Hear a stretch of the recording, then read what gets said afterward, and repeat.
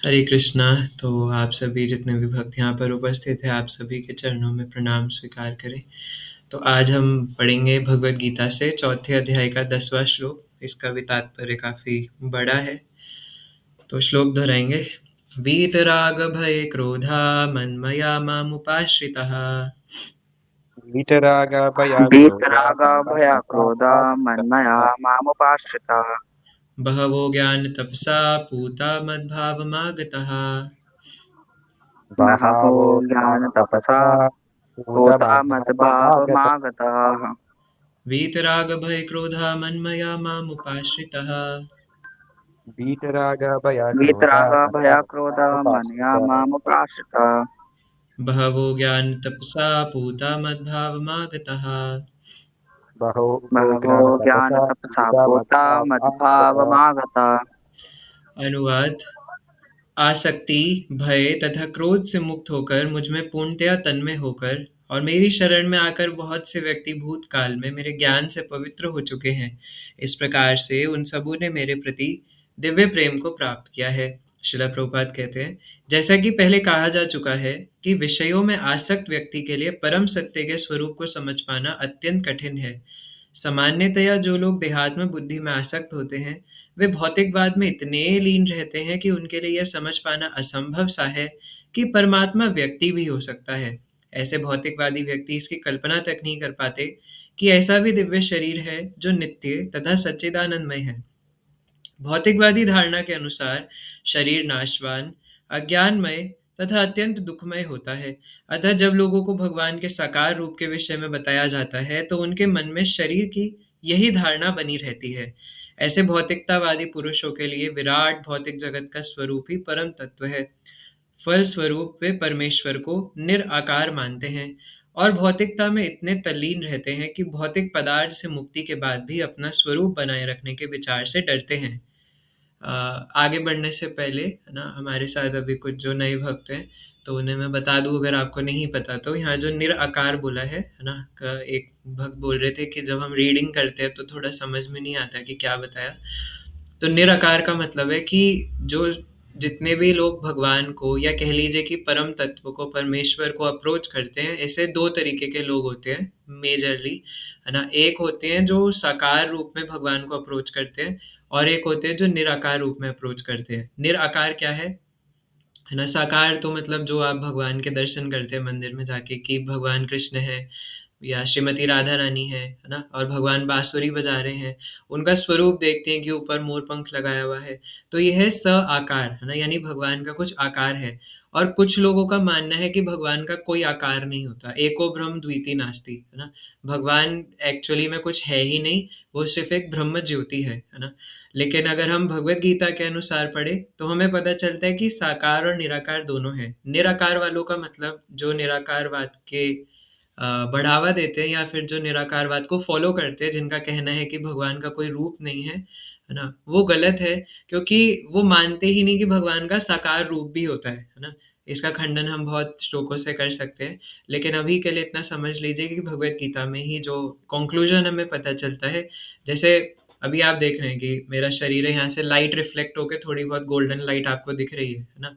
तो ये जो गोल्डन लाइट है, ये है निराकार स्वरूप, जिसको वो मानते हैं कि यही सब कुछ है। वो ये बॉडी को देख ही नहीं पाते कि ये भी कुछ होता है साकार स्वरूप।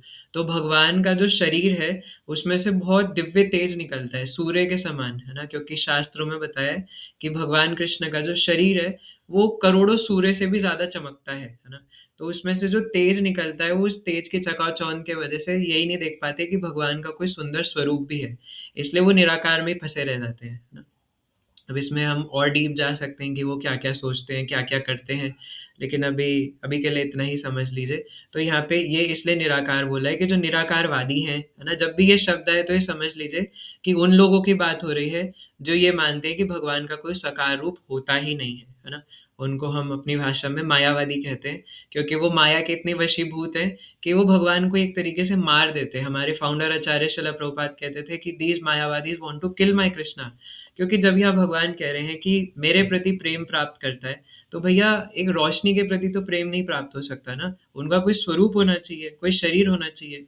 तो भगवान कृष्ण भगवान है और वो कृष्ण है, यानी उनका नाम है, उनका स्वरूप है, उनका शरीर है। लेकिन वो इतने फ्रस्ट्रेट हो चुके हैं संसार से कि वो मानते ही नहीं कि भगवान इज़ अ पर्सन, है ना? वो मानते हैं कि मैं भी भगवान हूँ, जैसे आप यहाँ पे जितने भी अभी भगवद गीता सुनने आए हैं, आप जितने भी हैं वो एक ही तत्व है, बस अलग-अलग शरीर में विभाजित हो चुका है और वो मरने के बाद सब एक हो जाएँगे, है ना? ये उनका मानना है ना? कि आप सब लोग, फिर से बता रहा हूँ, आप सब लोग एक ही ब्रह्म में, हर शरीर के अंदर एक ही ब्रह्म है और मरने के बाद जब मुक्त हो जाएँगे, तो ये सारे ब्रह्म एक साथ आके एक ही हो जाएँगे। यानी आपकी एग्ज़िस्टेंस खत्म, है ना?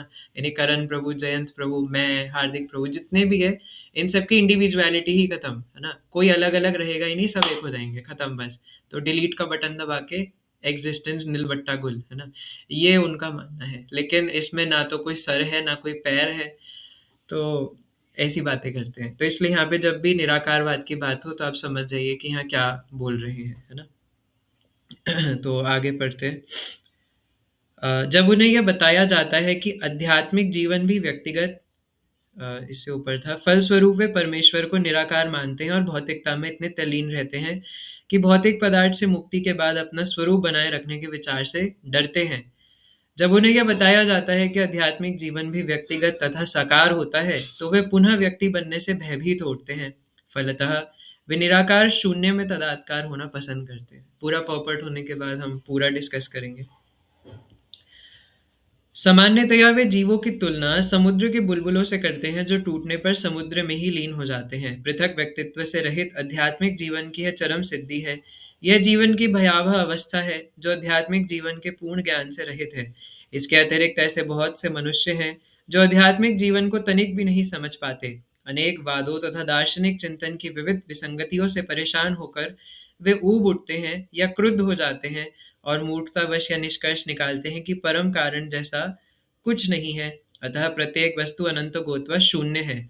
ऐसे लोग जीवन की रुग्ण अवस्था में होते हैं। कुछ लोग भौतिकता में इतने आसक्त रहते हैं कि वे आध्यात्मिक जीवन की ओर कोई ध्यान नहीं देते और कुछ लोग तो निराशावश सभी प्रकार के आध्यात्मिक चिंतनों से क्रुद्ध होकर प्रत्येक वस्तु पर अविश्वास करने लगते हैं। इस अंतिम कोटि के लोग किसी न किसी मादक वस्तु का सहारा लेते हैं और उनके मति विभ्रम को कभी-कभी आध्यात्मिक दृष्टि मान लिया जाता है। मनुष्य को भौतिक जगत के प्रति आसक्ति की तीनों अवस्थाओं से छुटकारा पाना होता है। यह है आध्यात्मिक जीवन की उपेक्षा, आध्यात्मिक साकार रूप का भय तथा जीवन की हताशा से उत्पन्न शून्यवाद की कल्पना।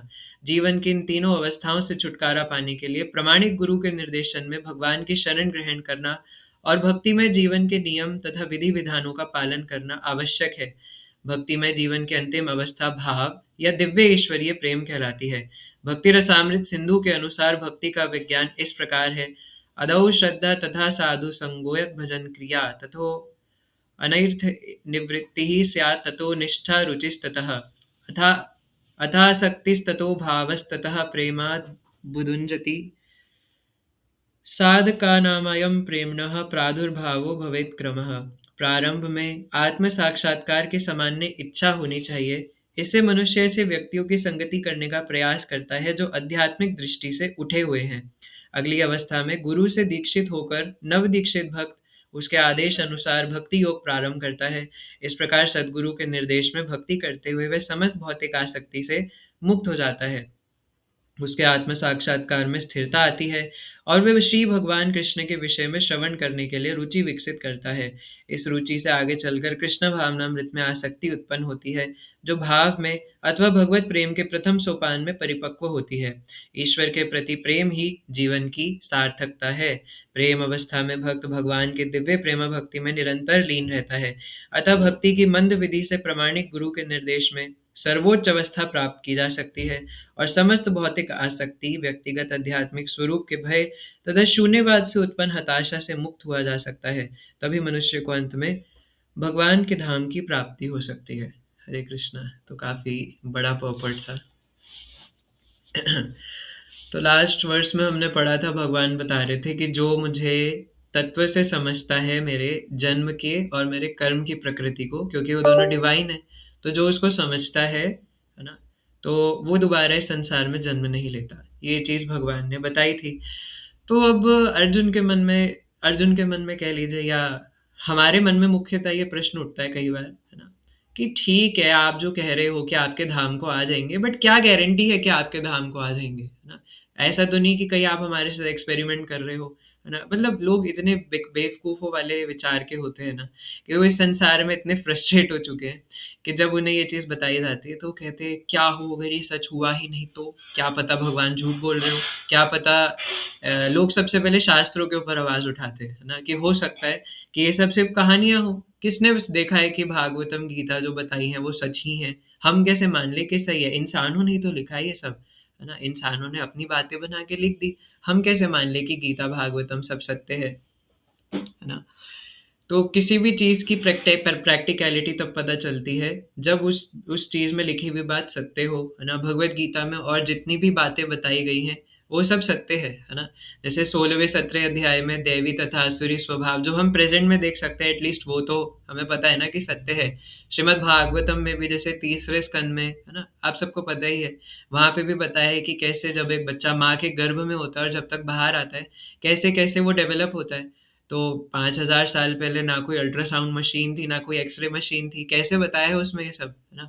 तो इतनी सारी जगहों पे इतने महान-महान विवरण मिलते हैं, जब ना तो कोई साइंटिफिक इतने सारे एविडेंसेस थे, ना कोई इतना ज़्यादा टेक्नोलॉजी एडवांस थी, है ना? सो कॉल्ड टेक्नोलॉजी एडवांस, तो कहाँ से ये सब पता लगा, है ना?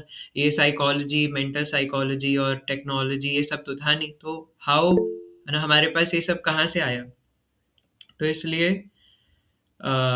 आज शास्त्रों के ऊपर आवाज़ उठाते हैं ना और कहते हैं कि हम कैसे मान लें कि सत्य होगा, है ना? अगर हम लोग नहीं गए तो भगवान कहते हैं कि अर्जुन, तुमसे पहले भी कई सारे ऐसे लोग हैं जो इसको सुन करके, मान करके, जान करके पवित्र हुए हैं। और पवित्र होके क्या हो जाएगा? क्या कर लेंगे हम लोग पवित्र होकर के? पवित्र होकर मेरे भाव को प्राप्त होते हैं। ये भगवान आज के श्लोक में बताते हैं।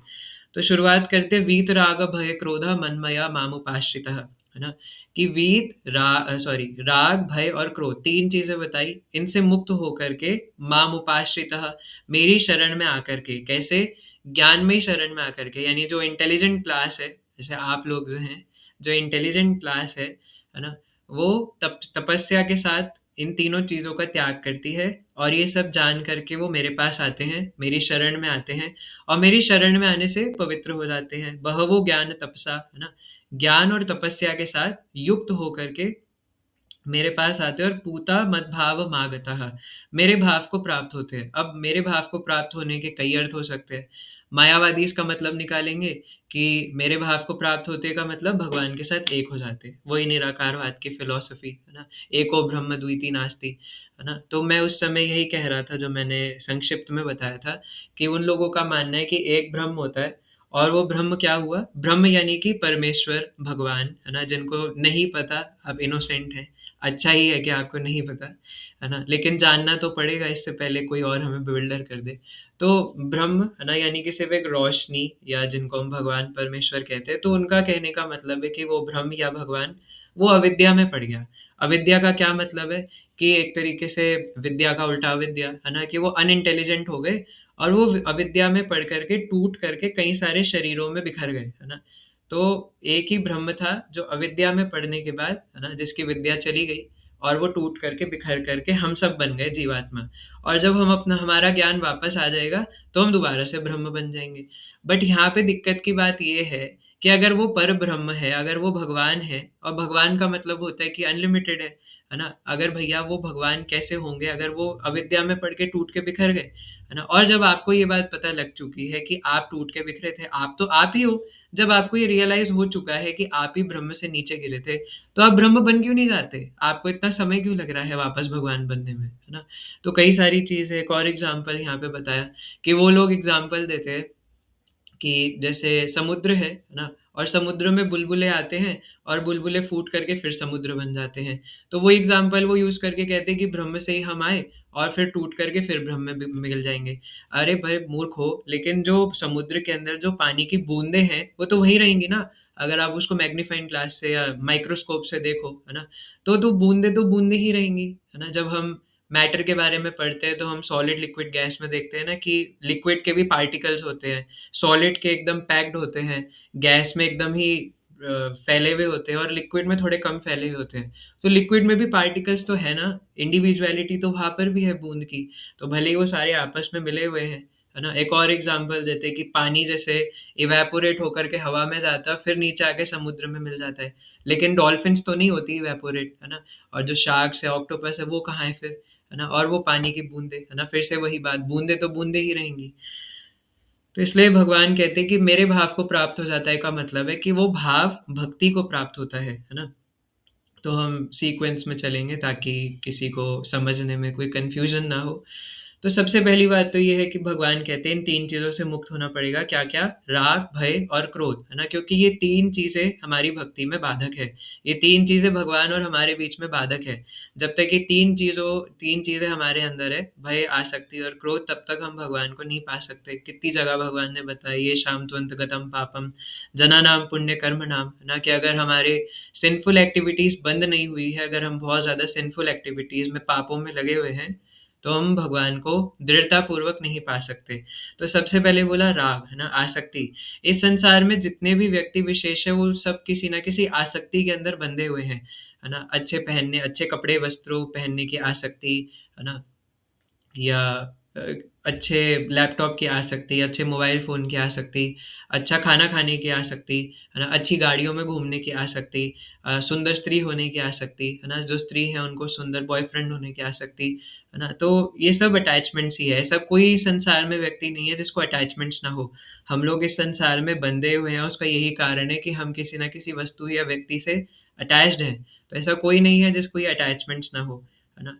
तो फिर भय, है ना। अब भय का यहाँ पे तात्पर्य में शिला प्रभुपाद ने बहुत डीपली बताया है कि जो निराकारवादी होते हैं, है ना, उनको जब बताया जाता है कि भगवान साकार हैं, तो उन्हें ही डर लगता है जान करके, क्योंकि वो इस शरीर में इतने फ्रस्ट्रेट हो चुके हैं, है ना, इतना ज़्यादा, कभी बीमारी, कभी बुढ़ापा, है ना, और लोगों से गालियाँ खाना, कि उन्हें लगता है कि अरे! भगवान शरीर है, दिव्य हैं, तो फिर हमें भी दोबारा शरीर धारण करना पड़ेगा। उन्हें लगता है कि जब हम दोबारा शरीर धारण करेंगे, तो हमें फिर से ये सब सहना पड़ेगा। लेकिन ऐसा नहीं है ना? भौतिक शरीर में और आध्यात्मिक शरीर में फ़र्क होता है। और जब भगवान 13वें अध्याय में बताते हैं कि शरीर के अंदर 2 लोग रहते हैं, एक आत्मा और एक परमात्मा, और एक बच्चे को भी पता है कि आत्मा परमात्मा जब दो शब्द है, तो दोनों एक कैसे हो जाएंगे, है ना, क्योंकि दो शब्द ही अलग अलग है। यानी आत्मा हमारे लिए है और परमात्मा शब्द भगवान के लिए है ना। तो ऐसा कोई स्थिति नहीं थी जब हम भगवान थे, और ना ऐसी स्थिति कभी आएगी कि हम भगवान हो जाएंगे। और ना कोई व्यक्ति भगवान बन सकता है। भगवान एक ही थे, एक ही हैं, एक ही रहेंगे। कृष्ण ही थे, कृष्ण ही हैं और कृष्ण ही रहेंगे।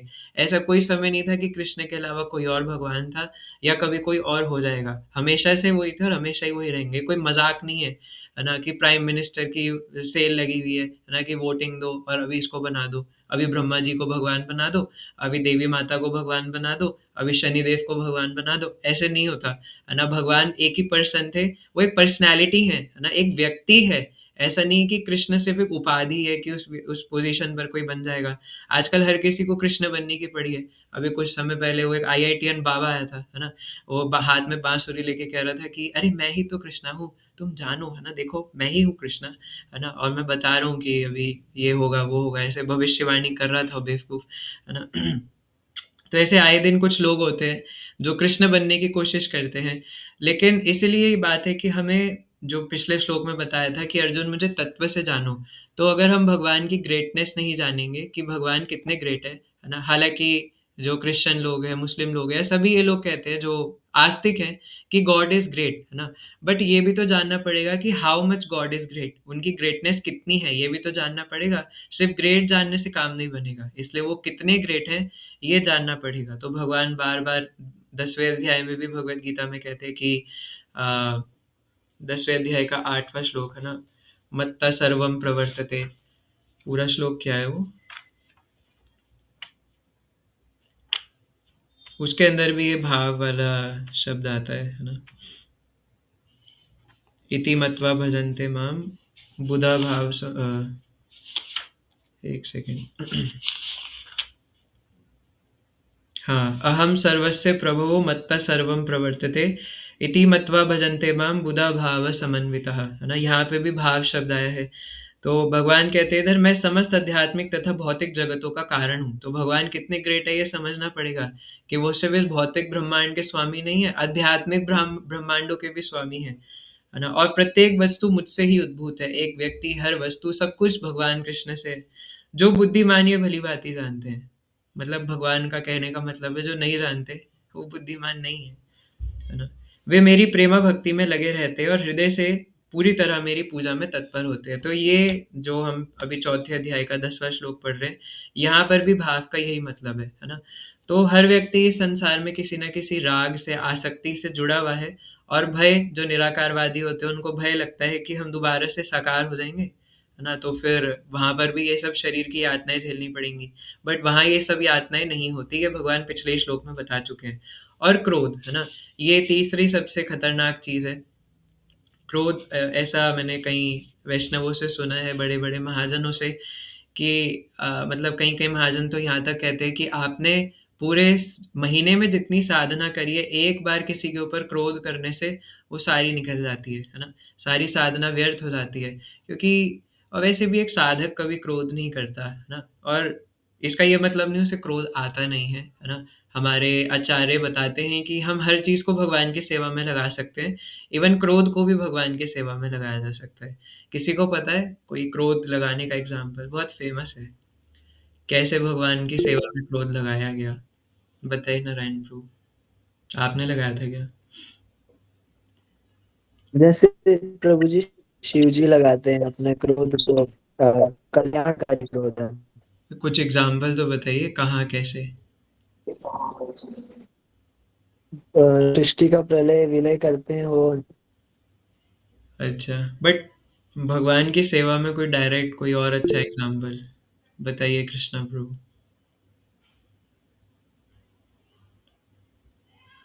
आवाज, माइक ऑन कीजिए।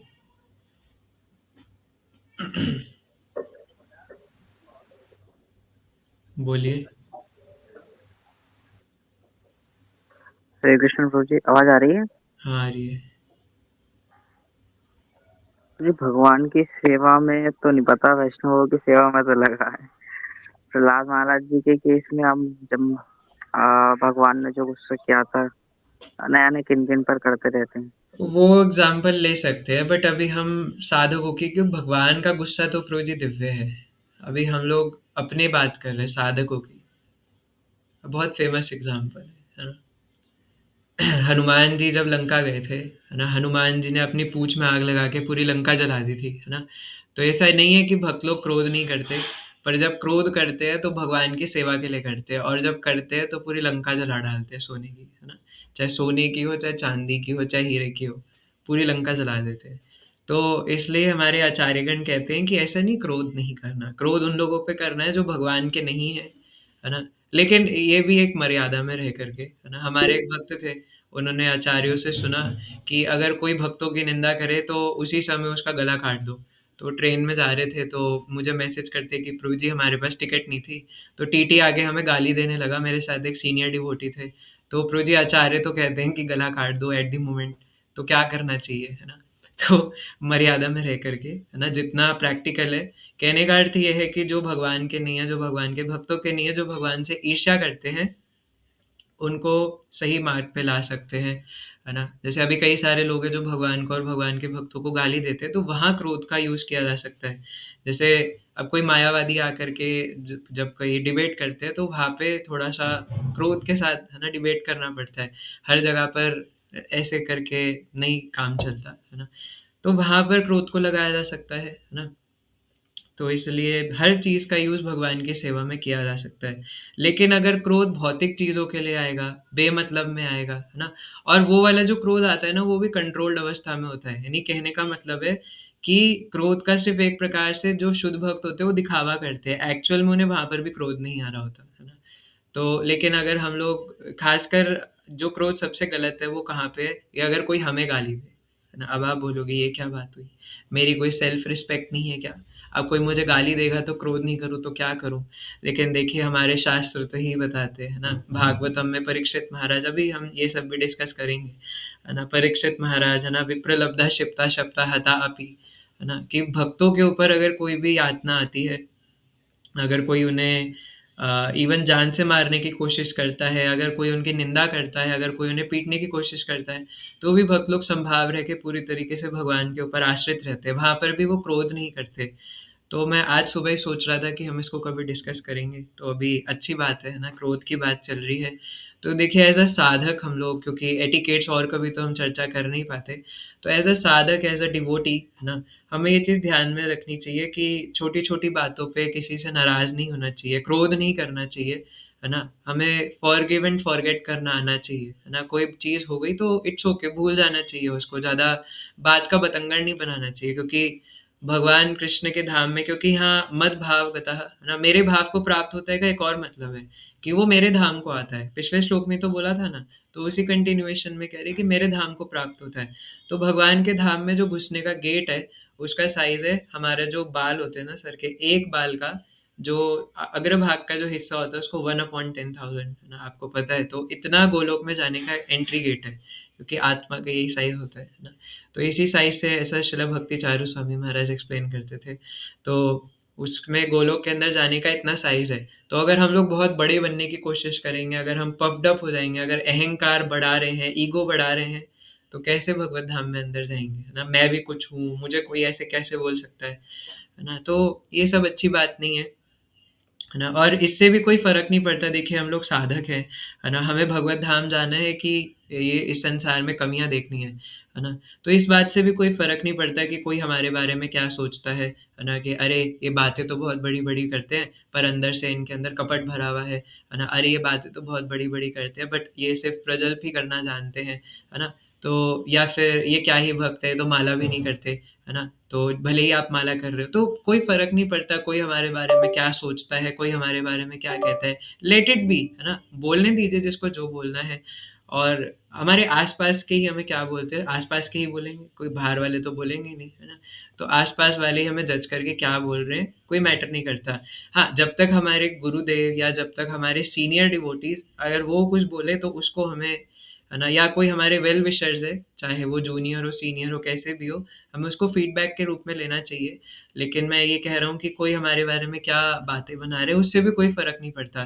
कोई हमारे बारे में क्या सोचते हैं, कोई हमारी बातों को कैसा समझ रहे हैं, इससे भी कोई फर्क नहीं पड़ता, है ना। इसलिए अगर कोई किसी से मिसअंडरस्टैंडिंग हो जाए, कुछ हो जाए, तो हमें ज़्यादा किसी से नाराज़ नहीं होना चाहिए, है ना। कल हमने देखा था शिला नरोत्तम दास ठाकुर महाशय, है ना, क्या वो नाराज हुए थे, है ना। उन्होंने तो इतने दैन्य भाव से उनको अश्रु बहाते हुए स्वीकार करके और उनको भी अपना डिसाइपल बना लिया, है ना। तो भक्त ऐसे कंपैशनेट होते हैं, भक्त कभी क्रोध नहीं करते, ये एक भक्तों की अंदर गुण है कि भक्त कभी गुस्सा नहीं होते। तो कल ये बात रह भी गई थी, है ना, कि कई बार मैं बता चुका हूँ बट कहते कहते थकता नहीं हूँ, है ना। जब शिला प्रभुपाद से एक बार एक डिसाइपल ने आकर पूछा कि प्रभुपाद अगर मैं एक बार गलती करूँ तो आप क्या करेंगे? तो शिला प्रभुपाद कहते हैं I am your spiritual master, मैं आपको कभी नहीं छोड़ूंगा, है ना। एक बच्चा अपने पिता को भूल सकता है पर पिता अपने बच्चे को नहीं भूलते। तो डिसाइपल कहते हैं कि अगर मैं दोबारा मिस्टेक करूँ तो शिला प्रभुपाद कहते हैं कि थोड़ा हार्श वॉइस में, है ना, कि मैं फिर भी तुम्हें माफ़ कर दूंगा। फिर वो तीसरी बार पूछते हैं कि अगर मैं फिर मिस्टेक करूँ तो शिला प्रभुपाद 1 मिनट ऐसे चुप रह के फिर कहते हैं कि इट्स ओके, मैं तुम्हें फिर माफ़ कर दूंगा लेकिन इसके बाद मिस्टेक मत करना। फिर वो दोबारा कहते हैं कि अगर मैं दोबारा मिस्टेक करूँ तो फिर शिला प्रभुपाद बहुत डांटते हुए उसको कहते हैं then I will leave you, है ना, मैं तुम्हारा त्याग कर दूंगा और मैं फिर तुम्हारा शिष्यत्व ग्रहण नहीं करूंगा, है ना। तो फिर जब वो डिसाइपल चला जाता है तो शायद परम पूज्य तमाल कृष्ण महाराज थे, तो पूछते हैं प्रभुपाद से कि प्रभुपाद क्या आप सच में छोड़ देंगे? तो प्रभुपाद कहते हैं कि नहीं, एक गुरु कभी शिष्य को नहीं छोड़ सकता, है ना। चाहे शिष्य भूल जाए लेकिन गुरु ने वहन किया है, गुरु भगवान के पार्षद है ना, तो वो अपने वचन के पक्के होते हैं। तो क्योंकि उन्होंने शिष्य को ग्रहण किया है तो वो कभी नहीं छोड़ते, है ना। तो इसलिए शिला प्रभुपाद तो यहाँ तक कहते थे कि अगर आप लोग नहीं सुधरे तो मैं दोबारा भी आऊँगा, है ना। इवन शिला जयपताका स्वामी महाराज भी कई बार कहते हैं कि I know that due to my many disciples I have to come again to take them, है ना। इसलिए हम कल यही चर्चा कर रहे थे कि जन्मे जन्मे प्रभु से ही, तो हमें एक अच्छा भक्त बनना है ना। अपने गुरुजनों को इस प्रकार निराश नहीं करना कि सिर्फ हम जैसे एक बेवकूफ को ले जाने के लिए उन्हें दोबारा आना पड़े। तो इस जन्म में ही इतने अच्छे से भक्ति कर ले, इतने जन्म माया को दे चुके हैं, तो ये एक जन्म कृष्ण को दे दे। तो इसलिए ये जो राग भय क्रोध बोला, इससे मुक्त होने का क्या उपाय बताया, है ना, कि अतः श्रद्धा तथा साधु संग, है ना, कि जब श्रद्धा हो जाती है, अटूट विश्वास। और हम कई बार चर्चा कर चुके हैं कि हमें संसार में किसी ना किसी व्यक्ति में श्रद्धा होती ही है ना। किसी को भूत पिशाचों में, किसी को देवताओं में, किसी को अपने माता पिता में, किसी को अपने बॉस पे। तो इन सबसे अच्छा है कि हम कृष्ण के ऊपर श्रद्धा कर ले, है ना? अटूट विश्वास हो तो भगवान में हो। और एक बार श्रद्धा होने के बाद, है ना, थोड़ी-सी श्रद्धा जागृत होते ही व्यक्ति साधु संग करता है। एक्चुअली जैव धर्म में इसकी सीक्वेंस बताई है कि सबसे पहले व्यक्ति थोड़ा साधु संग करता है। जैसे आपके घर कोई बुक डिस्ट्रीब्यूशन करने आए, है ना? और आपने उनसे भगवत गीता ली, तो वो फर्स्ट लेवल का साधु संग है कि आपने वो भगवत गीता ले ली। या फिर आप किन्हीं अपने फ्रेंड के साथ ऐसे यूं ही मजे-मजे में इस्कॉन चले गए और वहाँ पे आपको कोई ब्रह्मचारी मिले, उन्होंने प्रसाद दे दिया, आपको कुछ बता दिया, तो ये फर्स्ट लेवल का साधु संग है। इसके बाद आपको श्रद्धा जागृत होगी, है ना? कि यार इन्होंने बातें तो बड़ी अच्छी बोली थी, है ना? कितना अच्छा प्रसाद खिलाया, है ना? प्रसाद की महिमा भी बताई, मुझे भगवान के बारे में बताया। मैं तो आज तक पागलों की तरह सिर्फ़ पैसे कमाने के चक्कर में ही पड़ा हुआ था। इन्होंने मुझे बताया कि अगर कल को मर गया तो क्या होगा, है ना? तो बात तो एकदम सही कह रहे थे, है ना? फिर उसके बाद वो साधु संग करने के लिए जाएगा, है ना? अ, तो पहले साधु संग हुआ, फिर श्रद्धा बढ़ी, उसके बाद वो दोबारा साधु संग करेगा। और अब जो वो साधु संग करेगा तो वो गीता क्लास में आके जुड़ जाएगा, है ना? तो बोलेगा कि अब मुझे पक्का भक्त पक्का भक्त बनना है ना? बहुत हो गया ये सब इधर-उधर के ड्रामेबाज़ी। ऐसा जैव धर्म में बताया कि इस प्रकार से सीक्वेंस काम करती है ना? तो ये राग, भय और क्रोध से मुक्त होकर के जो मेरे आश्रित हो जाता है, भगवान कहते हैं माम उपाश्रितः, है ना? माम, और भगवान तर्जनी उंगली दिखाते हैं, फिर कहते हैं माम, मुझे आश्रित होता है। तो जब मुझे आश्रित होता है तो मेरे भाव को प्राप्त करने का ही कैसे मतलब है कि मेरे में मिल जाएगा? क्योंकि जब व्यक्ति एक ही है तो वो मेरे को आश्रित होने को क्यों बोल रहा है? क्योंकि तुम लोग अलग हो, है ना? मैं अलग हूँ। तो कृष्ण कहते हैं मैं अलग हूँ, मैं भगवान हूँ और तुम सब जीव आत्माएँ हो। तो मेरे को सरेंडर करो, है ना? सर्वधर्मान् परित्यज्य माम एकम शरणम व्रज। अगर दोनों एक ही हैं, है ना? एको ब्रह्म द्वितीय नास्ति, तो कोई शरण कैसे लेगा, है ना? क्योंकि शरणागत तो हो ही नहीं सकता। जब दोनों एक ही है तो शरणागति लेने वाला जो शरणागति दे रहा है उससे नीचे होना चाहिए ना प्लेटफॉर्म पे। तो यहाँ से भी ये बात सिद्ध होती है। तो इसलिए मेरी शरण में आकर, अब वही बात है ना कि हमारे साथ एक्सपेरिमेंट तो नहीं कर रहे, नहीं, है ना? पहले भूतकाल में से बहुत लोग हैं जो पवित्र हो चुके हैं, फिर कहते हैं कि मेरे भाव को प्राप्त होता है ना? अल्टीमेटली मेरे पास आ जाएगा। तो इस पे जाने से पहले जब हम राग, भय और क्रोध की बात कर रहे हैं, तो राग भी मुख्यतः क्या-क्या होते हैं ना? मुख्य तो वैसे देखिए अच्छा खाना, है ना? और सेक्स लाइफ, है ना? शिला प्रभुपाद भी बताते हैं, भागवतम भी इस बात का वर्णन करता है ना? कि कई जो ज़्यादातर लोग विवाह करना चाहते हैं, गृहमेधी होना चाहते हैं, है ना? तो उनका मुख्य कारण क्या रहता है कि उनकी वाइफ़ जो है वो उनके लिए पैलेटेबल डिशेज़ बनाएँगे, है ना? She will satisfy their tongue and genitals, है ना? तो जनेंद्रियों का सुख और जीभ का स्वाद, है ना? तो इसके लिए व्यक्ति अपना सब कुछ खो देने के लिए तैयार रहते हैं, ईच एंड एवरीथिंग, है ना? तो अपना सब कुछ इसके लिए न्योछावर करने को तैयार रहते हैं, सिर्फ़ अच्छा खाने के लिए और जेनिटल्स के प्लेज़र के लिए। तो यहीं से अगर हम काबू कर लें, है ना? सबसे पहले क्या कहते हैं, जिह्वा वेगम, है ना? जिह्वा के वेग को अगर कंट्रोल में कर लें, तो बाकी सारी आसक्तियाँ अपने आप कंट्रोल हो जाएँगी, है ना? और ये प्रैक्टिकल एक्सपीरियंस आप करके देख सकते हैं। पहले इस्तेमाल करें, फिर विश्वास करें, है ना? आप करके देख लीजिए। बस जीभ पर कंट्रोल लगा दीजिए 1 महीने के लिए। क्या? कि सिर्फ़ भगवान का प्रसाद ही पा बस 1 महीने करके देख लीजिए, आपको खुद अनुभव हो जाएगा। मतलब हरिनाम करना है, हरिनाम करने के साथ क्या करिए, 1 महीने के लिए ऐसा कुछ नहीं बोलूँगा और 6 महीने के लिए कर ले, फिर तो कहना ही क्या। आपको 6 महीने में ऐसा प्रैक्टिकल एक्सपीरियंस होगा, अगर आपने 100% इसको फ़ॉलो कर लिया, कि दोबारा आप कभी आप समझ जाओगे क्या डिफ़रेंस है ना? तो 6 महीने के लिए, 1 महीने के लिए कम से कम फॉर मिनिमम 1 मंथ ऐसा कुछ नहीं बोलूँगा जिसका भगवान से कोई मतलब लेना-देना ना हो, कृष्ण कथा ही बोलूँगा। और चलिए ये अगर नहीं होता, है ना? बहुत मुश्किल है ना? क्योंकि हम कुछ बोले बिना रह नहीं पाते, तो कम से कम इतना कर लें कि सिर्फ़ और सिर्फ़ भगवान का प्रसाद पाऊँगा, है ना? या एटलीस्ट सिर्फ़ घर का बना हुआ कुछ भी खाऊँगा, बिना अनियन गार्लिक वाला भोग लगा कर के, बाहर का कुछ नहीं खाऊँगा, है ना? बाहर का कुछ भी उठा कर के इधर-उधर से बना हुआ, है ना? कुछ भी नहीं खाऊँगा, मिठाई एक्सेट्रा नथिंग, है ना? आपको विदिन 1 मंथ एक्सपीरियंस हो जाएगा कि क्या डिफ़रेंस होता है। तो इवन जो हम सॉरी प्रसाद पाने से पहले भी हम गाते हैं ना कि उसमें एक लाइन आती है महाप्रसादे गोविंदे नमो ब्रह्मणि वैष्णवे स्वल्पपुण्यवतं राजन् तार मध्य जिह्वा। हाँ, तार मध्य जीवाति लोभ में सुदुर्मति, है ना? तार मध्य जीवाति, जीवा के द्वारा उद्धार हो जाएगा, है ना? लोभमय सुदुर्मति है ना, ये जो दुर्मति, ये जो माइंड है जो पूरा दुर्गुणों से भरा हुआ है, ये जो शरीर पूरा दुर्गुणों से भरा हुआ है ना, उसका उद्धार हो जाएगा किसके द्वारा? जीवा के द्वारा, जीवा से भगवान का प्रसाद खाने के द्वारा। तो अगर सिर्फ भगवान का प्रसाद ही पाए तो उससे उद्धार हो जाएगा, है ना। और यहीं से फॉल डाउन भी होता है ना, कि अगर हम कुछ ऐसा खाएंगे जो कि भगवान को ऑफर्ड नहीं है, अपनी मर्जी से कुछ भी बना करके, ये भगवान तीसरे अध्याय में कहते हैं, यज्ञ शिष्टा शिना संतो, जो मुझे भोग लगाकर नहीं खाता वो पाप खाता है, और जो पाप खाता है वो खुश कैसे रह सकता है, कि वो पाप कर रहा है ना। हम कुछ भी, अगर आपने किसी के जेब से 10 रुपए भी चुराए हैं, है ना, तो आपको इमीडिएट गिल्ट होगा, है ना। अगर आपने कोई भी गलत काम करा है, भगवान ने प्रकृति को इस प्रकार से डिजाइन करा है कि अगर आप नितांत तमोगुणी नहीं हो तो आपको इमीडिएट गिल्ट होगा, है ना।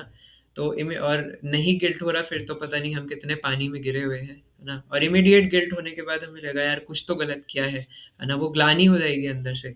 तो ये ग्लानि इस बात का सिम्टम है। तो इसलिए जितने भी आसक्ति और भय क्रोध है, इससे मुक्त होना। अब वॉलेंट्रली इससे एक दिन में मुक्त नहीं हुआ जा सकता। जितने भी सेंस प्लेजर्स है ना, खासकर से शिला प्रभुपाद इस वर्ड्स को एक्सप्लेन करते हुए भी कहते हैं इलिसिट सेक्स, है ना, everyone likes illicit sex, but ये भी है ना छोड़ना पड़ेगा। और इसको छोड़ना वॉलेंट्रली मुश्किल है, लेकिन भगवान की सेवा में लग जाए तो इजीली छूट जाएगा। और इसलिए भगवान आगे कहते हैं कि मद भाव मागतः, वो मेरे प्रेम को प्राप्त होगा। अब तात्पर्य में जो लास्ट पैराग्राफ था, जो भक्ति रसामृत सिंधु श्लोक बता के बताया है ना, कि मेरे भाव को प्राप्त हो जाएगा। अब जैसे हम लोग देख सकते हैं ना, प्रहलाद महाराज के केस में भी आप सभी ने नरसिंह अवतार मूवी देखी है, महाअवतार नरसिंह, है ना।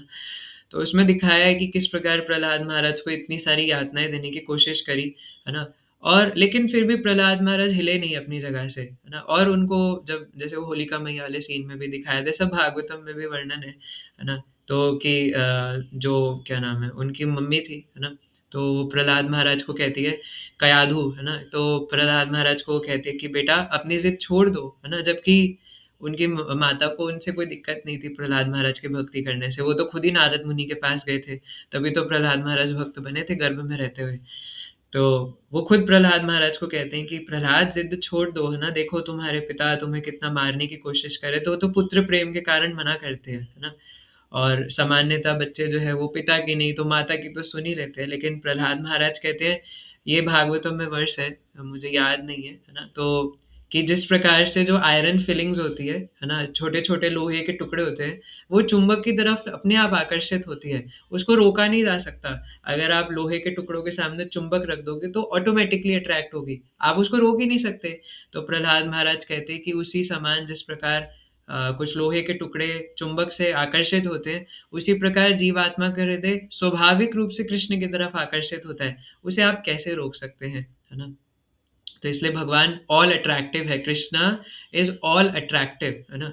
तो इसलिए भगवान सभी को आकर्षित करते हैं, उनका नाम ही है सर्व आकर्षक कृष्ण। भगवान कृष्ण के नाम का मतलब होता है कृष्ण का सर्व आकर्षक, भगवान सभी को आकर्षित कर लेते हैं, है ना। तभी तो ब्रह्मांड में जितने भी काले पीले नीले लोग हैं ना, चाहे अफ्रीकन हो, अमेरिकन हो, यूरोपियन हो, आज सभी कृष्ण भक्ति कर रहे हैं, क्योंकि भगवान सभी को अट्रैक्ट कर लेते हैं।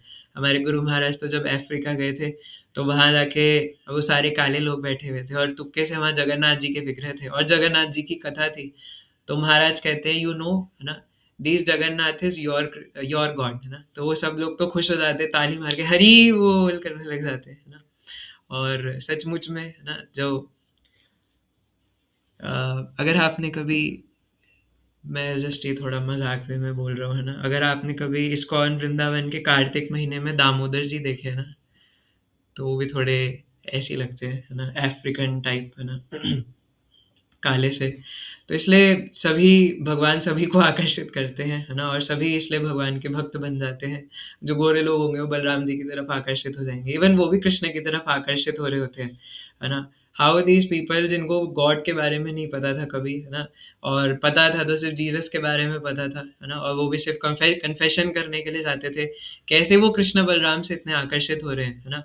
हमारे इस्कॉन वृंदावन के कृष्ण बलराम पूरी दुनिया को आकर्षित कर रहे हैं, है ना। कृष्ण बलराम के आने से, इवन क्योंकि प्रायः भारत में राधा श्याम सुंदर, राधा कृष्ण तो हर मंदिर में होते हैं, लेकिन शिला प्रभुपाद ने रमन रेती में, जहाँ से कृष्ण बलराम गायों को लेकर गुजरते थे, उसी भूमि के ऊपर कृष्ण बलराम मंदिर बना के कृष्ण बलराम की स्थापना करके, और जितने भी लड़के लड़कियां जो कोई भी आते हैं पूरे ब्रह्मांड से, अफ्रीकन हो, अमेरिकन हो, यूरोपियन हो, इंडियन हो, पाकिस्तानी हो, सब लोग आकर के वो कृष्णा बलराम से क्यों आकर्षित होते हैं, है ना? क्योंकि भगवान सर्व आकर्षक हैं, वो कोई पत्थर की मूर्ति नहीं है ना? वो साक्षात कृष्ण बलराम है। तो इसलिए भगवान कहते हैं कि मेरे भाव को प्राप्त होता है। प्रहलाद महाराज है ना, इतनी सब यातनाएं दी, सबने मना करा कि प्रहलाद मान जाओ, मत भक्ति करो, क्यों, है ना? हमें कोई मना कर दे कि अरे बेटा इतनी प्रॉब्लम आ रही है, क्यों कर रहे हो, है ना? सर्दी हो रही है, आप सुबह खुद उठना चाहो ना, 4:30 बजे उठ के नहाएंगे, वैसे तो उठते नहीं है ना? सुबह रोज जपा सेशन में आते, कोई दिखता ही नहीं है, आते हैं तो फिर 7, 7:30 बजे आते हैं, है ना? तो रोज उठते ही नहीं है। तो लेकिन फिर भी अगर किसी दिन उठ जाए तो घर वाले बोलेंगे अरे बेटा कोई नहीं, ठंड हो रही है, सो जाओ थोड़ी देर और, रजाई मुंह पे डालो और सो जाओ थोड़ी देर, कुछ नहीं हो रहा, है ना? इतनी भक्ति भक्ति क्या, बाद में कर लेना, उठ जाना बाद में 8, 9 बजे, इतनी सर्दी में कौन उठता है ना? अभी हमारे कंबल में लेट करके क्लास ले रहे सब, है ना? और या फिर अगर आप चाहोगे कि कुछ नहीं खाना बाहर का, है ना, तो पूरी दुनिया, जैसे वो जिम वाले लोग जाते हैं ना, तो वो कहते हैं कि जब आप जिम करना शुरू करते हो तो पूरी कायनात पीछे पड़ जाती है आपको छोले भटूरे खिलाने में। ऐसी जिम का तो मुझे पता नहीं, मैंने कभी किया नहीं, है ना? लेकिन अगर आपने ये प्रण ले लिया ना कि आपको सिर्फ प्रसाद पाना है, तो पूरी कायनात आपके पीछे पड़ जाएगी कि नहीं, है ना? उसी दिन बाहर से समोसे मंगाएंगे और बोलेंगे कि बेटा, है ना, खा लो थोड़े से, कोई नहीं बेटा, है ना, तुमने कुछ खाया नहीं है दिन में, लो सर्दी हो रही है, गरम गरम बिना लहसुन प्याज के खा लो, है ना, कचौरी आई है खा लो। लेकिन नहीं, है ना, यही तपस्या है ना? इसलिए भगवान यहाँ पे कह रहे कि आसक्ति भय और क्रोध से मुक्त होकर जो तपस्या में लग के मेरे आश्रय ग्रहण करता है, तो जो भी हमारे और भगवान के बीच में आ रही है बस उठा करके फेंक देंगे, है ना? अब आपके मन में प्रश्न आएगा शायद, है ना? तो कि इतने सारे नियम क्यों है ना? भले ही आप शर्म के मारे बोले ना, बट ये आ सकता है कि भक्ति तो यार भाव से होती है, भगवान खुद कह रहे हैं भाव भक्ति, तो इतने सारे नियम क्यों है ना? लेकिन देखिए नियम जो होते हैं वो सिविलाइज्ड लोगों के लिए ही होते हैं। कभी क्या रेड लाइट का जो नियम है वो कुत्ते बिल्लियों गायों के लिए होता है, गाय जाके सीधा रोड के बीचों बीच खड़ी हो जाती है ना? अब आप जाके हॉर्न मारोगे उसको, है ना, हट जाओ वो औ करेगी, है ना? तो फिर आपको उसको हटाना पड़ेगा। तो इंसानों के लिए ही वो नियम होते हैं, सिविलाइज्ड लोगों के लिए, है ना, कि आपको गाड़ी लेफ्ट में ही चलानी है, राइट में नहीं चलानी, रॉन्ग साइड। तो ये सब सिविलाइज्ड लोगों के लिए होते हैं, कुत्ते बिल्ली भेड़ बकरियों के लिए नहीं होते, है ना? इंसानों के लिए ये सब है। तो जो नियम होते हैं वो हमें अच्छा बनाने के लिए होते हैं, है ना? और मैं तो यही चीज़ कहता हूँ कि आप इसको इस तरीके से देखिए, जैसे इस संसार में कोई युवक युवती होते हैं, अब वो युवक सिगरेट पीता है ना, और युवती भी मिले उसको और वो बोले कि देखो अगर तुम्हें मुझसे विवाह करना है ना, तो तुम्हें सिगरेट छोड़नी पड़ेगी, है ना, नहीं तो मैं तुमसे विवाह नहीं करूंगी। तो यहाँ पे दो ही चीजें होगी, या तो वो लड़की को छोड़ देगा या वो सिगरेट छोड़ देगा, है ना? कलयुग है, बाकी और भी तीसरा कुछ हो सकता है, बट सामान्य रूप से दो में से एक चीज होगी, है ना? तो अगर वो प्यार करता होगा सच में तो वो सिगरेट को छोड़ देगा, है ना? तो उसी प्रकार से अगर हम भगवान से प्रेम करते हैं तो इसमें क्या दिक्कत है कि अगर कोई चीज़ हमारे और कृष्ण के बीच में आ रही है तो हम उसको छोड़ दें। जहाँ प्रेम प्रायोरिटी होगी वहाँ पे फिर और कोई चीज़ टिकेगी नहीं, है ना? तो अगर हम सचमुच में जानते हैं, मानते हैं कि हम कृष्ण से प्रेम करते हैं और कृष्ण ही एकमात्र मेरे हैं, जिन्होंने मुझे अनंत कोटि समय से, एकमात्र मेरे प्रभु जो मुझे इतना प्यार करते हैं, जो हमेशा से मेरा ध्यान रखते आए हैं, है ना, जिन्होंने मुझे ये माता पिता दिए हैं जो कि उनकी अनुपस्थिति में मुझे इतना प्रेम देते हैं, है ना, मैं किसी स्कूल कॉलेज जाता हूँ जिन्होंने मुझे इतने अच्छे टीचर्स दिए हैं, जिन्होंने मुझे इतने अच्छे मित्र दिए हैं, है ना, जिन्होंने मुझे सांस लेने की शक्ति प्रदान करी है ना? देखिए भगवान तो अगर चाहें तो ऐसा भी कर सकते हैं कि हम भक्ति नहीं कर रहे, कई लोग कहते हैं कि जबरदस्ती क्यों नहीं करा लेते। अगर भगवान ऐसा करने पे आ जाए कि तुम मेरी भक्ति नहीं कर रहे, मैंने तुम्हें बनाया, है ना, पवन देव इनकी ऑक्सीजन सप्लाई काट दो, ये मेरी भक्ति नहीं कर रहे, है ना, और सूर्य देव इनको आज से अग्नि देना बंद कर दो, है ना, कोई इनको सूर्य की रोशनी नहीं मिलेगी, कुछ नहीं मिलेगी, आइस क्या बोलते हो, आइस एज, है ना, तो पूरा धरती पे आइस एज ला दो, कुछ नहीं होगा अब, है ना, सब मार दो, है ना, कोई किसी काम का नहीं, सबको सुअर बना दो, है ना। लेकिन भगवान ऐसा नहीं करते, है ना, क्योंकि भगवान हमसे प्रेम करते हैं, है ना, और प्रेम का ये लक्षण है ना।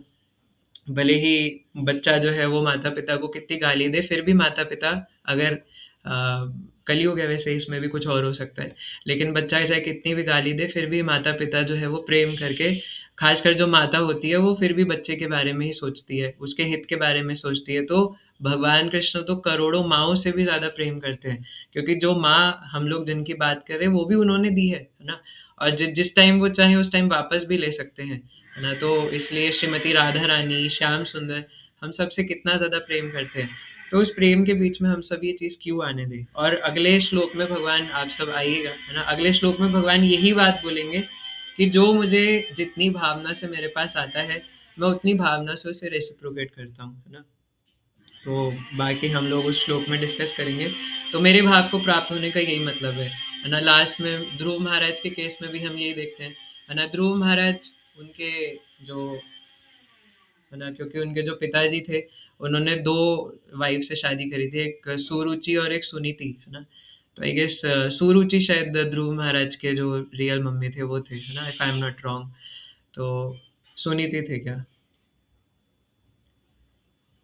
बोलेंगे भी नहीं, मूक प्राणी है सारे, है ना? तो हाँ प्रभु जी, नाम नाम सुनीति, नीति में सुपोषण। हाँ, हाँ, हाँ, हाँ, हाँ। ओके, ओके, यस, यस, है ना? महाराज ने इसके ऊपर कार्तिक में वृंदावन में क्लास भी दी थी, सुनीति, है ना? क्योंकि यस, तो उनके जो दूसरे वाइफ थे, है ना, उनके पिताजी के, वो सुरुचि थे, है ना? तो अब वो थोड़े दिखने में ज़्यादा सुंदर थे, तो उनके पिता जो है वो स्वाभाविक रूप से उनसे ज़्यादा प्यार करते थे। तो वो ध्रुव महाराज को गोदी में लेना चाहते हैं, बट लेते नहीं है, है ना? क्योंकि सुरुचि दूसरी वाइफ वहाँ पे खड़ी थी, और फिर सुरुचि एकदम अहंकार दिखाते हुए कहती है, 1 मिनट, है ना? तो वो ध्रुव महाराज से कहती है कि तुम लायक ही नहीं हो, क्योंकि तुमने मेरी कोख से जन्म नहीं लिया, है ना? इसलिए जाओ। तो ध्रुव महाराज रोते रोते अपनी माता सुनीति के पास जाते हैं, तो वो समझाती है कि बेटा कोई बात नहीं, है ना? तुम मोटा मोटा कथा जो है कि तुम भगवान की सेवा करो, है ना? भगवान तुम्हें देंगे। अब ध्रुव महाराज को नहीं पता भगवान कौन है, वो कहे थे कहाँ मिलेंगे भगवान? तो वो कहते हैं कि, है ना, ऐसे सोचते सोचते बाहर निकल जाते हैं। तो कई दार्शनिक, कई लोग बताते हैं कि जंगल में जाओ, भगवान जंगल में तपस्या करने से मिलते हैं। अब वो तो योग के हिसाब से, है ना? इवन कई सारे वर्णन आते हैं ध्रुव महाराज का, पूरी बहुत लंबी कथा है ना, कितनी उन्होंने भयंकर तपस्या करी, है ना? तो बहुत भयंकर तपस्या करने के बाद जब नारद मुनि देखते हैं कि 5 साल का छोटा सा बच्चा इतनी भयंकर तपस्या कर रहा है, क्यों कर रहा है? क्योंकि वो भी अपने पिता की तरह, है ना, राज्य पे पाना चाहते थे, लेकिन उन्हें ये बोला था कि भगवान से जाके मांगो, है ना? अब वो तपस्या करते करते भगवान से इतना प्यार करने लग गए कि नारद मुनि आके कहते हैं कि बेटा क्या कर रहे हो? तो ध्रुव महाराज कहते हैं मुझे भगवान चाहिए। आप भगवान है क्या? तो नारद मुनि कहते हैं नहीं नहीं, मैं भगवान नहीं हूँ, लेकिन तुम्हें क्यों चाहिए भगवान, है ना? चॉकलेट ले लो, लो, है ना, क्या चाहिए तुम्हें, मैं दे देता हूँ। तो कहते हैं नहीं, अब मुझे जो चाहिए था, है ना, अब मुझे वो नहीं चाहिए, अब तो मुझे भगवान ही चाहिए। आप मुझे भगवान दिला सकते हो तो दिला दीजिए, नहीं तो मुझे आपसे बात नहीं करनी। तो फिर नारद मुनि उन्हें मंत्र देते हैं, है ना, कहते हैं तुम इस मंत्र को जपो, ओम नमो भगवते वासुदेवाय, है ना, हरे कृष्ण कृष्ण कृष्ण हरे हरे, हरे राम राम राम हरे हरे। हमारे लिए तो यही है। तो कहते हैं कि इस मंत्र को जपो, और फिर ध्रुव महाराज उसको जपते जपते कुछ ही क्षणों के अंदर उन्हें साक्षात भगवान नारायण के दर्शन प्राप्त होते हैं। फिर नारायण भी कहते हैं कि ध्रुव तुम्हें क्या चाहिए? लेकिन जहाँ वो कुछ पाने के लिए निकले थे, अब उन्हें कुछ नहीं चाहिए ना, क्योंकि राजा कुलशेखर भी कहते हैं कि जिसको भगवान की प्राप्ति होगी उसे और कुछ क्यों चाहिए, है ना? जैसे नारायण की, कृष्ण बलराम की प्राप्ति हो जाए, उसे फिर पाने के लिए कुछ बचा ही नहीं है, क्योंकि उसे साक्षात अपने प्रभु की, अपने सूर्यदम सर्वभूता नाम की प्राप्ति हो चुकी है। और हम लोग भद्रो बिहारी कथा में भी यही देखते हैं कि जो ब्राह्मण पत्नियां थी, कृष्णा बुक में श्रीमद् भागवतम के दशम स्कंद में आता है ना, कि कृष्ण बलराम अपने सखाओं के साथ, गोप सखाओं के साथ वृंदावन में विचरण कर रहे थे अपने गायों के साथ। तो कृष्णा बलराम को लीला करने की सूझती है, तो उनको और गोप सखाओं को सभी को भूख लग रही थी। तो कुछ ब्राह्मण थे वहां पे जो यज्ञ कर रहे थे। तो कृष्ण बलराम अपने सखाओं से कहते हैं कि जाओ और जाके ब्राह्मणों से बोलो कि कुछ खाने को दे, और अगर वो ना पहचाने तो उनसे कहना कि दादा ने भेजा है ना, बलराम जी का नाम ले देना, मेरा नाम ले देना। तो सभी सखा जाते हैं और ब्राह्मणों से बोलते हैं कि हमें आप कुछ खाने को दे सकते हो। उनके पास इतनी सारी भोग आइटम्स थी यज्ञ में चढ़ाने के लिए। और भगवान तीसरे अध्याय में कहते हैं, है ना, कि यज्ञ का काम है मुझे अर्पित करना, है ना, भोग ऐश्वर्य, सॉरी, भोक्ताराम यज्ञ तपसाम सर्वलोक महेश्वरम, है ना, यज्ञों का स्वामी मैं हूँ, है ना, यज्ञ मेरे लिए किए जाते हैं, भगवान कहते हैं। लेकिन वो लोग यज्ञ कर रहे हैं, कृष्णा बलराम साक्षात मंगा रहे हैं कि भैया दे दो, लेकिन नहीं, ये तो स्वाहा करने के लिए है, आपके लिए नहीं है। तो ब्राह्मण सुनते ही नहीं है, भगा देते गोप सखाओं को वहां से। और इन्हीं ब्राह्मणों की ब्राह्मण पत्नियां जो थी, है ना, उनके पास जैसे ही गोप सखा जाते हैं, कृष्णा बलराम पहुंचते हैं कि उन्हें भूख लग रही है, तो गो गो जो ब्राह्मण पत्नियां थी वो बिना कुछ सोचे हुए ना, जो भी उनके पास सब कुछ था सब कुछ न्यौछावर करके जो भी है बनाने लग जाती है भगवान के लिए, जो था उसी को सजा करके एकदम बना करके और कृष्ण बलराम के सामने लाते हैं। और ब्राह्मण पत्नियां तो क्रंदन करने लग जाती है, और कृष्णा बलराम क्या कहते हैं कि देखिए आप सब लोग विवाहित हैं, है ना, आपको यहाँ नहीं आना चाहिए जंगल, पहले खुद बुलाया और अब कहते हैं देखिए आपको नहीं आना चाहिए, है ना, आपके पति हैं वो क्या सोचेंगे, आप वापस चले जाइए। और एक ब्राह्मण पत्नी जिनको आने नहीं दिया था, उन्होंने तो कृष्ण बलराम के चिंतन में प्राण ही त्याग दिए, है ना, क्योंकि ऐसे जीवन का क्या फायदा है, ऐसे पति का, ऐसी पत्नी का, ऐसे माता का, ऐसे पिता का क्या फायदा जो कृष्ण बलराम के ना हो सके, है ना, क्योंकि इवन साक्षात लक्ष्मण जी तो बलराम जी ही हैं, है ना। लक्ष्मण जी अपनी तलवार निकाल लिए थे दशरथ महाराज का गला काटने के लिए, है ना, तो राम जी उनको रोकते हैं, है ना, बोलते हैं कि लक्ष्मण ये क्या कर रहे हो, है ना, वो पिताजी हैं।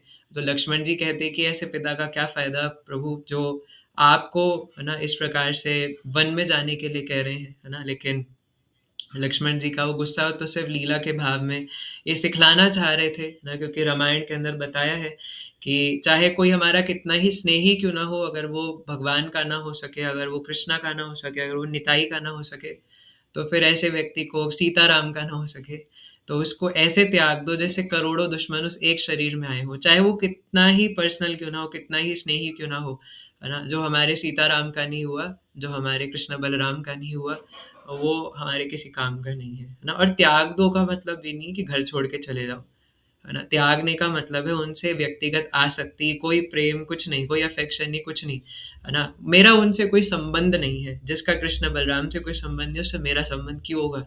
तो ब्राह्मण पत्नियां कहती है कि भगवान आप ये क्या कह रहे हैं, भगवान कमल पुष्प हिलाते हुए कहते हैं कि आप चले जाइए। और गोपियाँ ब्राह्मण पत्नियां कहती है कि पहले तो आप हमें बुलाते हैं, फिर आप हमें जाने के लिए कहते हैं, है ना, क्योंकि अगर कोई चीज़ नहीं मिली वो एक अलग बात है, बट एक वैल्यूएबल चीज़ और वो भी साक्षात भगवान का संग मिलने के बाद दूर हो रहा है, ओहो इसको कैसे हैंडल किया जाए। लेकिन भगवान और ज़्यादा प्रेम को बढ़ाना चाहते हैं, जब दूरी बढ़ती है तो प्रेम और बढ़ता है। भौतिक जगत में ऐसा नहीं होता, भौतिक जगत में तो ऐसे देयर इज अ सेइंग है ना, कि जो लॉन्ग डिस्टेंस रिलेशनशिप में होते हैं वो चारों लोग प्रसन्न रहते हैं, है ना। अब यहाँ पे जो इंटेलिजेंट लोग हैं वो समझ जाएंगे क्या मतलब है ना, कि लॉन्ग डिस्टेंस में ये दोनों तो प्रसन्न है ही, और ये दोनों आपस में जो इनके दो दो है वो भी प्रसन्न है ना।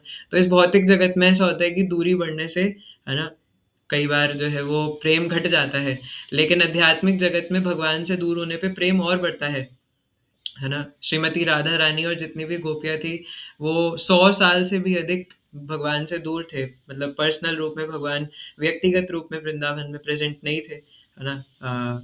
दृश्य रूप में, है ना, अदृश्य रूप में तो हमेशा ही भगवान वृंदावन में रहते हैं, लेकिन दृश्य रूप में नहीं थे। तो 100 साल से भी ज्यादा गोपियों ने, श्रीमती राधा रानी ने भगवान से विरह झेला।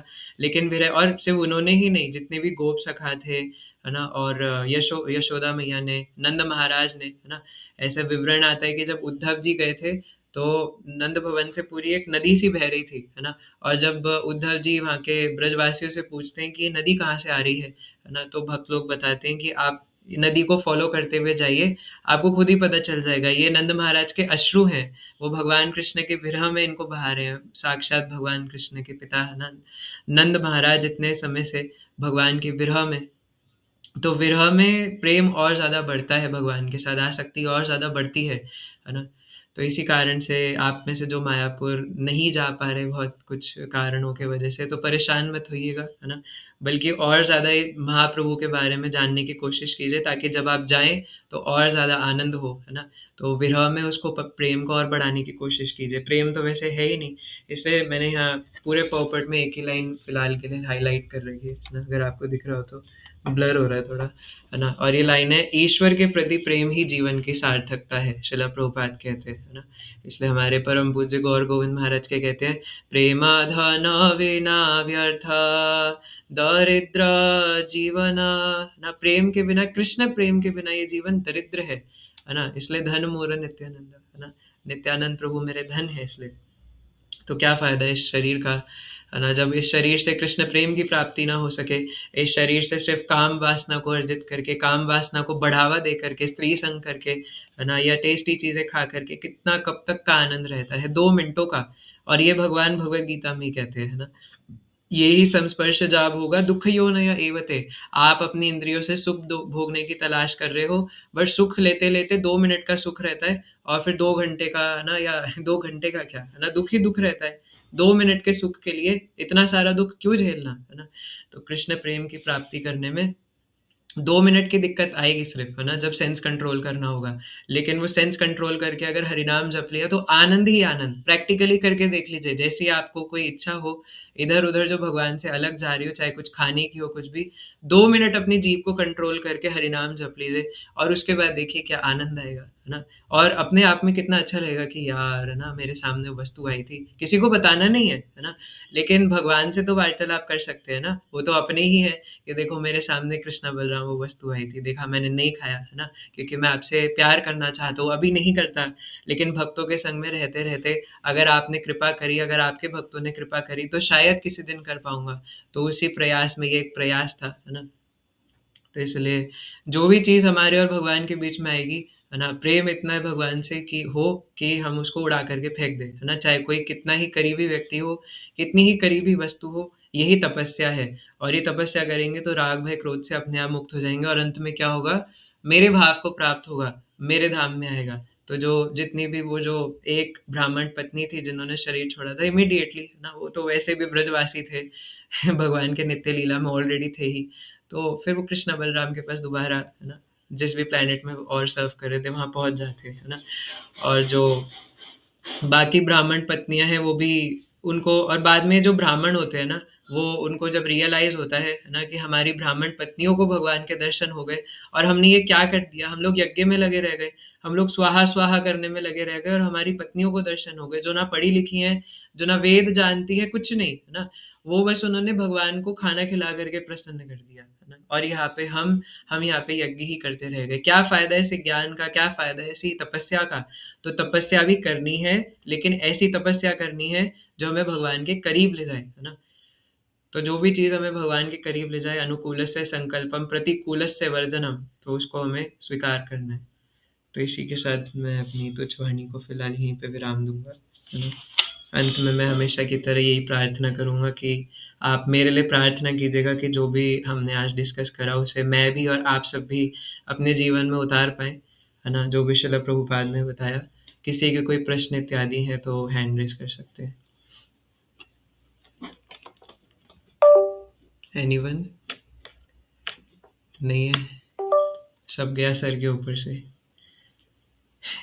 Okay, next verse is very beautiful, है ना। तो आप सब लोग आइएगा, है ना। और इसे आप सबने ग्रुप पे देख ही लिया, है ना। आज श्रीधाम मायापुर जाए कृष्ण। हरे हरे कृष्णा कृष्णा हरे हरे कृष्णा कृष्णा कृष्ण कृष्णा कृष्ण कृष्णा हरे हरे हरे हरे राम हरे हरे राम राम हरे राम राम हरे हरे हरे। राम राम हरे राम कृष्णा हरे हरे हरे कृष्णा हरे कृष्ण कृष्ण कृष्ण हरे हरे हरे हरे राम कृष्णा हरे राम राम कृष्णा राम हरे हरे हरे हरे। हरे राम राम राम हरे हरे।